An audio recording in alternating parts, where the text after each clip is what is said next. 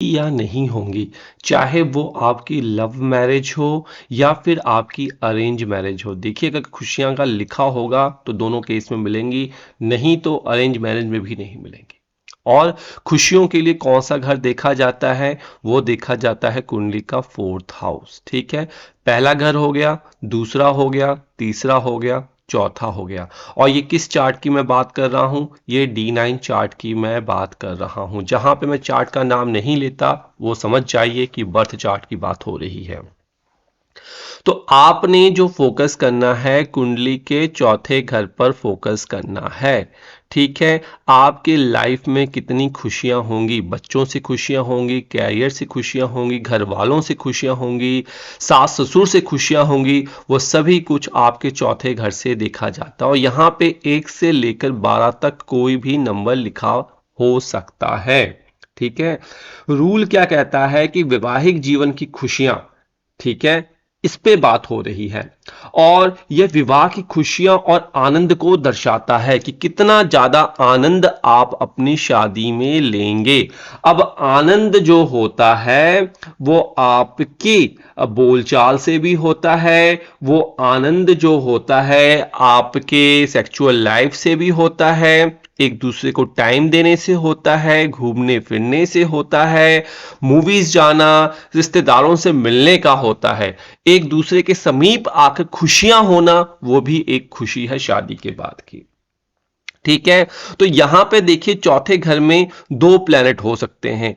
एक तो अशुभ प्लैनेट हो सकता है और एक कौन सा हो सकता है? शुभ प्लैनेट। यही 2 होंगे, इसके अलावा कुछ नहीं होगा। ठीक है, अगर यहां पे शुभ प्लैनेट विद्यमान है, शुभ प्लैनेट कौन से हो गए आपको पता ही है। शुभ प्लैनेट में नैसर्गिक बुध हो गया, ठीक है, आपका बृहस्पति देव हो गए, शुक्रदेव भी उसमें शुक्राचार्य हैं देवताओं के, दानवों के, लेकिन हैं शुभ में ही आते हैं। चंद्रदेव हो गए, ये सभी शुभ की कैटेगरी में आते हैं। अगर ये विद्यमान है तो खुशियां तो ये अवश्य देंगे। ठीक है, लेकिन अगर ये पीड़ा में है तो खुशियों में कमी ले आएंगे। एक केस ये हो गया। और अगर यहां पे देखिए मैक्सिमम कुंडली में आपको दिखेगा कि राहु और केतु बैठे हुए हैं इस तरीके से, या केतु और राहु बैठे हुए हैं। देखिए, राहु और केतु जो प्लेनेट है ना, इनको पता ही नहीं है कि खुशियां होती क्या हैं। ये तो परछाई है, छाया डालते हैं। ठीक है, तो जो भी प्लेनेट इस घर पर बैठा होगा उसकी इंटेंसिटी को, शुभ घर बैठे होंगे तो शुभ ग्रह की खुशियां बढ़ा देंगे, अशुभ ग्रह बैठे होंगे तो अशुभ ग्रह की यहां पे इफेक्ट बढ़ा देंगे। यहां पे राहु केतु, तो राहु केतु अकेले बैठे हैं तो भाई इससे डरे ना कि भाई राहु केतु बैठा हुआ है तो हमारी शादी, हमारी खुशियां जो बर्बाद हो जाएंगी। ठीक है, कहने का मतलब एक अशुभ ग्रह जैसे राहु या केतु विवाह की खुशियां को नहीं जानते, यहां तक कि इसमें खुशियां उपस्थित होने पर भी, खुशियां होंगी तब भी उनको पता नहीं होगी खुशी है इसमें। ठीक है ना, कोई मतलब नहीं है इन्हें। ठीक है, बात समझ में आई आपको?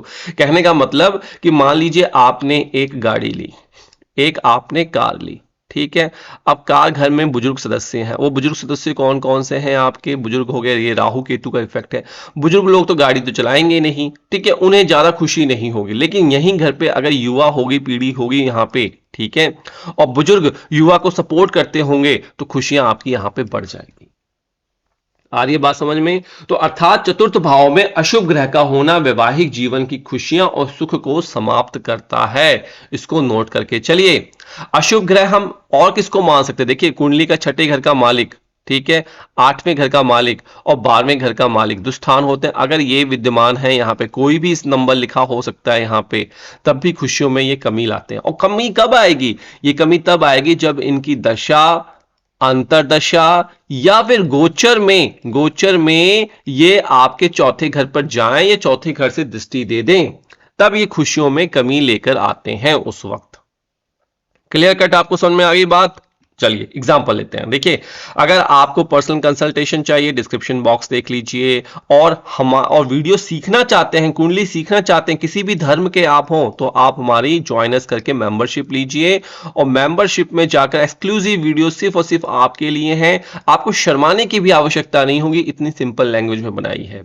और मात्र 159 में ही आपको फीस देनी पड़ेगी। आप तो 200-300 रुपए मूवीज में खर्च कर देते हैं, पिज्जा खाने में खर्च कर देते हैं, बर्गर खाने में खर्च कर देते हैं। थोड़ी सी फीस, इतनी नॉमिनल फीस जो है देकर आप कुछ ऐसा सीखेंगे जिससे आपकी मान प्रतिष्ठा समाज में बढ़ सकती है। ठीक है, इसे कैरियर बना सकते हैं आप। ठीक है, आइए मान लीजिए अब यहां पे 1 नंबर लिखा है, 4 नंबर यहां पे लिखा, 4 नंबर का मालिक कौन होता है? यहां पे चंद्रदेव होते हैं। ठीक है, चंद्रदेव को तो देखना ही देखना है क्या कुंडली में शुभ बैठे हैं या नहीं बैठे हुए हैं, ये तो पहला केस है। लेकिन आपने मेन फोकस करना है कि चौथे घर पे कौन बैठा है। ठीक है, अगर यहां पे चंद्रदेव के साथ राहु बैठे होंगे, केतु बैठे होंगे, ठीक है, और शनि बैठे होंगे तो खुशियां थोड़ी सी कम हो जाएंगी। कुंडली का 5वां छठे घर का मालिक, 7वां 8वें घर का मालिक, 8वें घर का मालिक कौन होता है? मंगल, बुध, और यहाँ पे बैठे हो आकर, वो यहाँ पे आकर बैठ जाए तो भी वो आपको खुशियों को कम कर देंगे। और 12वें घर का मालिक बृहस्पति यहाँ कर बैठ जाए, बृहस्पति जो होता है वो तो 4 नंबर में उच्च का होता है, खुशियां देगा, खुशियां वो देगा, लेकिन खुशियां थोड़ा सा रोक रोक के देगा, लेकिन खुशियों में डिलायल नहीं करेगा। ठीक है, लेकिन अगर यहीं पे शुभ ग्रह बैठे हुए हैं, यहीं पे अगर मान लीजिए शुभ ग्रह बैठे हों, चंद्रदेव यहीं बैठे हुए हैं, शुक्रदेव बैठे हुए हैं यहाँ पे, बृहस्पति देव यहाँ बैठे हुए हैं, तो ये आपको अच्छे फल देगा। ठीक है जी, तो ये कैलकुलेशन करने का तरीका होता है। मैं देखिए इतनी लंबी वीडियो नहीं खींच सकता, लंबी वीडियो नहीं बना सकता, क्योंकि 12 असेंडेंट पे बनाना बहुत टफ काम है, बहुत लंबी वीडियो हो जाएंगी, इतना आपके पास भी समय नहीं है। ठीक है, तो सिंपल सा जो रूल है, शुभ देख लीजिए, पॉजिटिव देख लीजिए, अशुभ देख लीजिए। ठीक है, शुभ अशुभ देख लीजिए, शुभ ग्रह बैठे हुए हैं तो खुशियां देगा, बुढ़ापे में भी खुशियां मिलेंगी।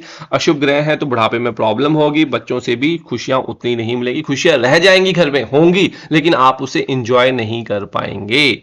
ठीक है, सिंपल सा ये तरीका है, सिंपल सा सूत्र है, ज्यादा रटने की आवश्यकता नहीं। जैसे जैसे हम एडवांस लेवल पर जाएंगे मैं आपको वहां पे बताया करूंगा। तो यहाँ पे सिंपल इतना ही सीखिए। नमस्कार।